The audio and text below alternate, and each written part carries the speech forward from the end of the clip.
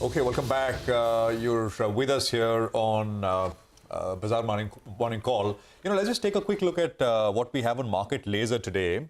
And what we're talking about is fears around COVID, right? This is something that we put out on Friday as well, and 2 days back actually. And what's happened is that in China, because of the reopening that we've seen, there is an explosion of cases. Now, on social media, of course, it gets amplified quite a bit. But even mainstream media, etc., as we put out 2 days back, is now reporting that this is a serious wave which China is seeing, and it's very natural that they're seeing it. We had said, when 2 days back we put this out, that it's possible that, governments around the world also start proactively taking steps. It's already happening. Last 2 days here in India, we've seen governments take note of it in a big way. So there have been meetings at very senior ministerial levels which have taken place. The Prime Minister called a meeting.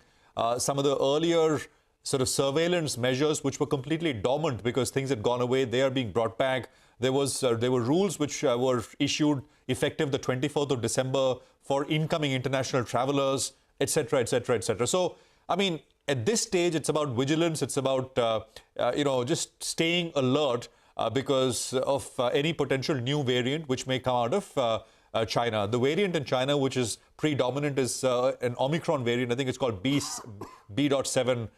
So that is the big one. There is no reason to believe. I think we had Gagandeep Kang yesterday who told us there's no reason to believe it's going to be something devastating for here in India because we already have a vaccinated population.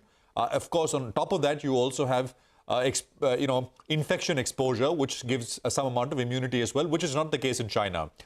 But the question is this: could this lead to some hesitation in terms of discretionary spends? Right? I mean, going to a movie theater, for example, or flying out. I mean, or maybe checking into a hotel for the weekend. Discretionary items which are not absolutely necessary because of what the government is saying, could that perhaps take some sort of a sentiment hit? It's absolutely difficult to predict what quantum, etc. And we've been speaking with companies at this stage, of course, only Path Labs, but we'll over the next couple of weeks speak with hotel companies, companies like PVR, etc. So I thought, why not put this out? I also looked at charts, right? Two names which are kind of a symbolic of this reopening trade in the market. One, of course, is PVR. It's up on your screen. As you can see, it's sitting on an important trend line. What this shows you is that, the trend line starts on the 19th of May 2020. There are three touch points, actually two touch points in between 2020 and where we are on it now. Actually, as of yesterday, the PVR chart, the daily chart, is broken below the trend line. That is one. So I think it's set in a precarious kind of a way. Stocks have done very well, remember, and incrementally, if there is to be some pullback, etc., keep an eye. The other one is Indian hotels, which is again symbolic of the entire travel tourism sector. This one again, as of yesterday, is back at a rising trend line all the way starting April 22, 2021. And as of yesterday, it's touched that. It broke below it for a brief period, but it's sitting on it. So I think, these are names, and these are just two, but there are others as well. But these are basically symbolic of their respective sectors, travel, tourism, and multiplexes as well. So, keep an eye, keep on the radar as things progress here. Anand, of course, is still with us. Anand, your thoughts on this theme, or this what the government is telling, and of course people will sit up and take notice as they should. Your sense? Well, as I said earlier, it's very difficult to game COVID, right? It comes out of the blue and you don't know what variant and when it becomes a pandemic again. But as the doctors on your panel yesterday mentioned, there is no particular evidence to show that India per se is under any serious threat. Of course, we have to watch how things evolve. Will that reduce discretionary consumption? I am not sure. Right now, there seems to be a huge pent-up demand. If you see the lines at the airport and the bookings in the hotels, there is no indication that anyone is particularly concerned.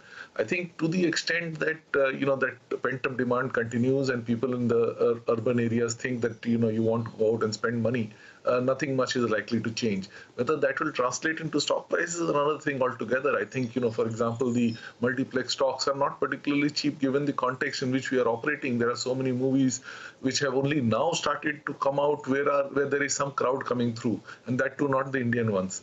So, I think multiplexes aside, if you look at hotels and airlines, I think you are likely to continue to see fairly good demand.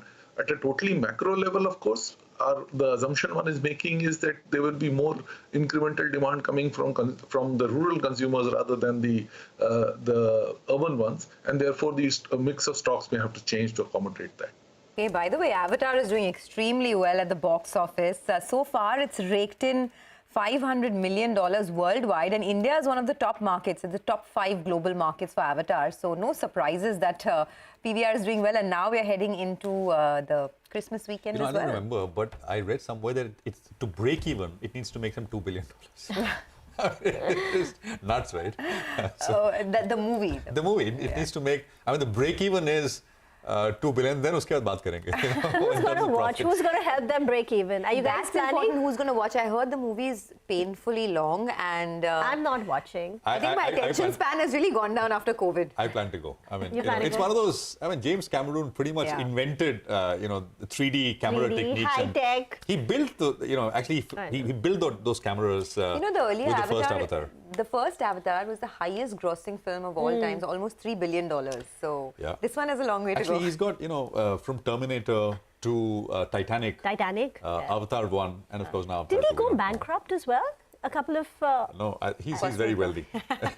He's very wealthy. I'm going to Google as we speak. But personal problems of James Cameron, we'll discuss that on the other side. But let's move on now and in fact talk about the recent COVID resurgence, which is the other big headline in some countries. The pharma and diagnostic space is in focus. A lot of these diagnostic companies have, the stocks have risen. The companies, of course, have indicated to us that the testing has not picked up in a big way just yet. Vishal Manchanda, the pharma analyst at Systematics Group, joins us now. Vishal, hi, good morning. Do you see an outsized amount of testing now for, many of these testing companies? And